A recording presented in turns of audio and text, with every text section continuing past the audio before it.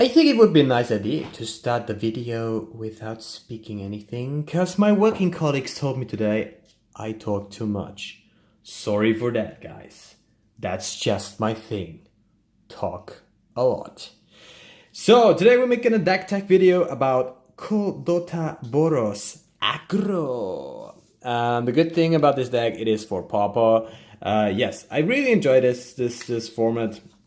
I made another video before. It's yeah, there is in the meter games there is this deck. It's called Kuldotha Boros, and it's about red. It's red white, and it has a lot of artifacts in it.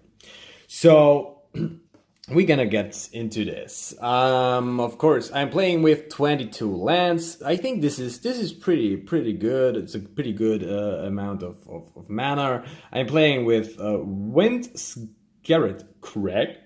Yeah, it gets into the game tapped. Comes into the game tapped. You gain 1 life. You get 1 red or 1 white. I played 4 of these in my deck. Then I have, of course, Ancient Dam. It is an artifact land. It produces white mana. I got 1, 2, 3, 4 of them in my deck. And I got there should be 4 of these, but I only have 3. Okay, sorry for that. Please don't judge me, YouTube or internet or community or whatever. So the next thing, yeah, these are the same like Ancient Dan, but the Great Fernage, whatever. It's producing red mana, and it's also an artifact. That's important. All these lands are artifacts. Then I'm playing 2 Darksteel Citadels, because yeah, I'm missing 1 of these, and I think this is just also nice because people kind of trying to destroy or bring back your lands to your hand. Yeah, whatever. I'm just like these cards, and I have 1 of these foils, so this is pretty amazing. And I play Boros Garrison. I started to play with 4 copies of these cards, and then I realized, oh my god, 4 copies are kind of bad. So I'm only playing 3 copies of it now? Okay, I thought there were 2, but okay, 3 copies. Yeah, when it comes into play, you have to return a land to you control to your hand, and it's producing 2 manas instead. That is pretty nice. And I got 1, 2, 3 mountains, foily mountains, and I got 3 plains. Look at this beautiful old foil plains. Amazing, right? Good. So this was the mana base. Let's get into the deck, into the details. We're starting with the creatures. Remember, it is a white-red deck with artifacts. So the good thing is, yeah, Loyal Sentry was in a Masters 25 deck. Why am I playing this card? First of all, it's a 1-drop. The next big thing is the thing is, when Loyal Sentry blocks a creature, destroy that creature and Loyal Sentry.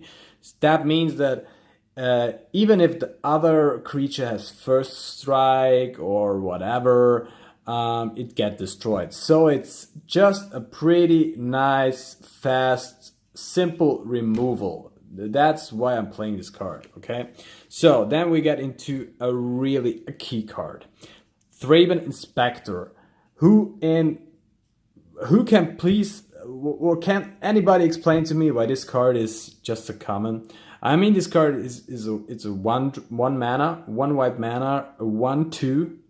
So it's a pretty good champ blocking. And the most important thing is, when Thraben Inspector enters the battlefield, you investigate. You put a colorless blue clue artifact. That's important. Artifact token into the game. I play 4 of these copies. With this card, you're producing artifacts.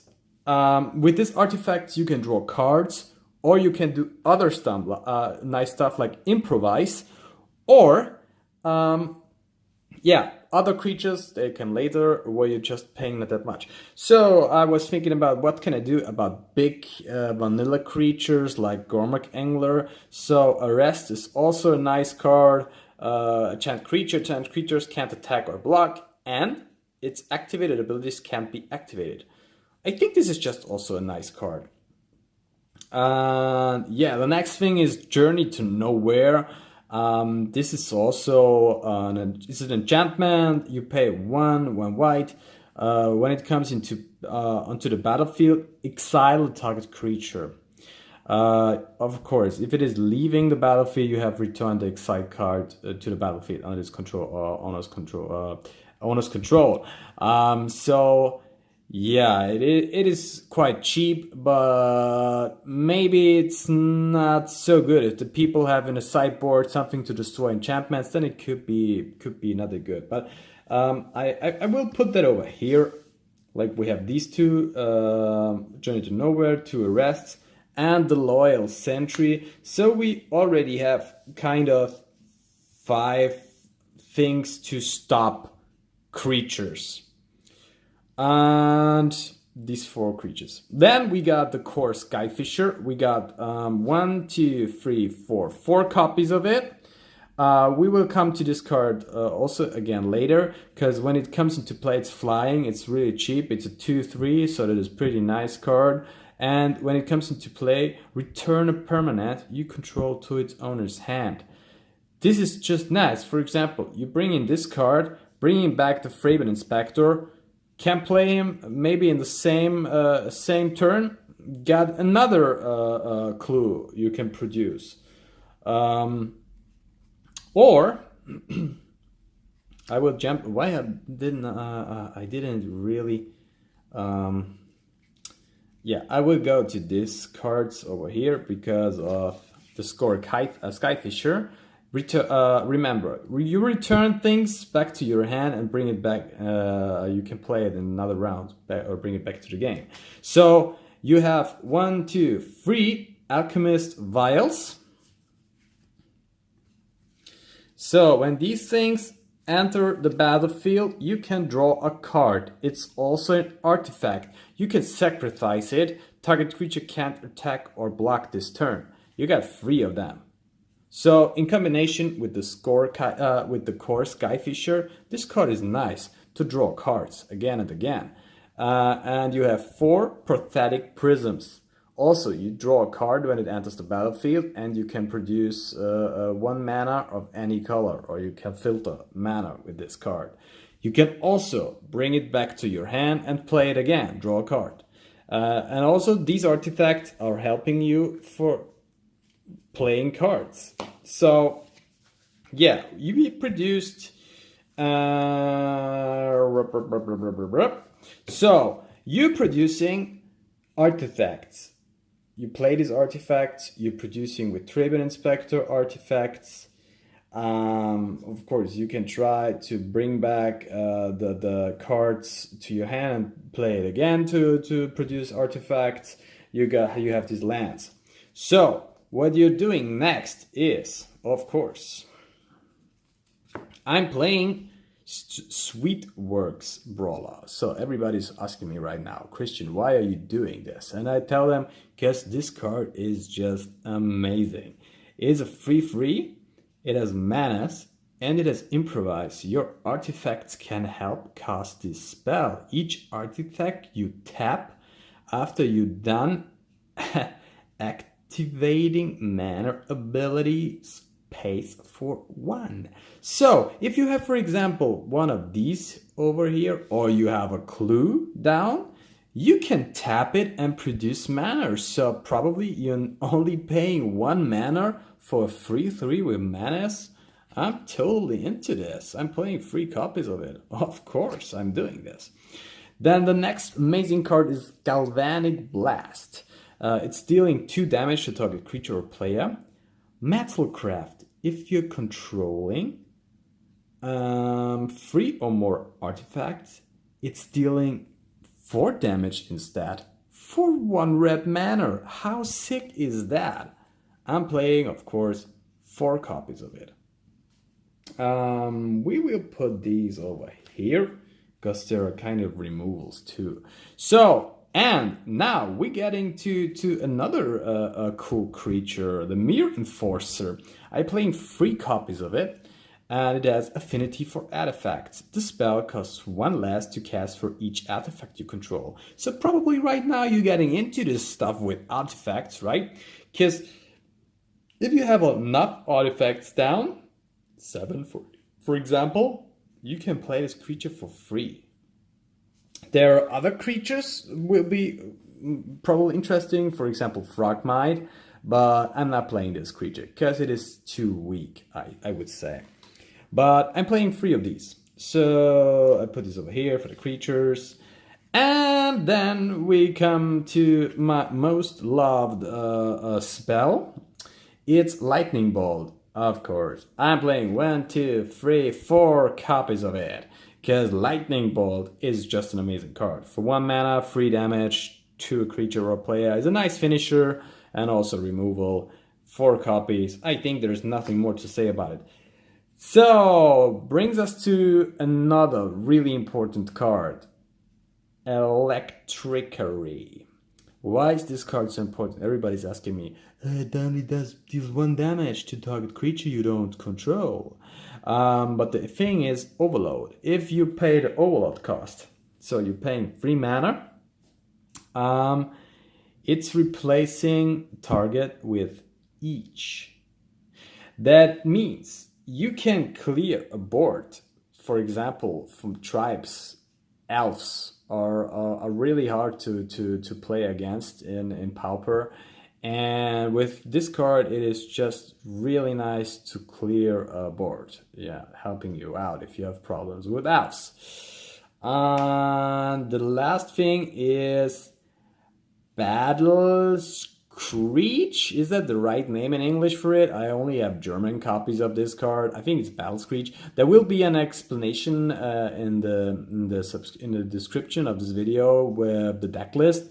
And yeah, it's a sorcery. You're paying 2 white mana and 2 colorless. You're producing 2 bird tokens with flying 1/1s, and you can flashback it if you're tapping 3 white creatures. So if you have, when you're casting these 2 tokens, if you have another white creature down, for example, of these 8, 9 possible creatures, then you can producing 4 tokens. This is also really nice, and of course you can fly through or over the defending, well, I don't know, the defense of the enemy. So summarize it up, and of course you are starting to produce artifacts with Thraben Inspector. You are playing Prophetic Prism, Alchemist's Vial, also artifacts. You're bringing back these Thraben Inspectors or the other artifacts to draw cards with the core Skyfisher. If you have enough artifacts down, you can play Mir Enforcer or the Sweetworks Brawler. You have these removals like Loyal Sentry, Arrest, to control creatures that they can do nothing. Journey to Nowhere, over here, Journey to Nowhere. And of course, you got Galvanic Blast. Doesn't that look really amazing to play? I really love to play. I really love to play this deck. It's amazing. So, brings us to the sideboard. Sideboard. I got another 2 copies of Journey to Nowhere, because sometimes, yeah, if you're playing, for example, against elves or whatever, something super fast, then this card is maybe helping you, because they don't have anything to remove an enchantment. Play another copy of Loyal Sentry, because I think this card is just really nice. I have 1 disenchant. Please don't ask me why, because maybe I'm super paranoid that I'm playing against a deck like this, and so maybe a disenchant will help me. I played 2 copies of Lone Missionary, because it is also for 2 mana. It's a good creature that vanilla creature with 2/1, and if it's joining or enters the battlefield, you gain 4 life. So this can brings you or helping you maybe coming back into game. Of course, 3 copies of a red Elemental Blast. A few people say it will be better to play 4 copies of it, because blue is really strong in this format.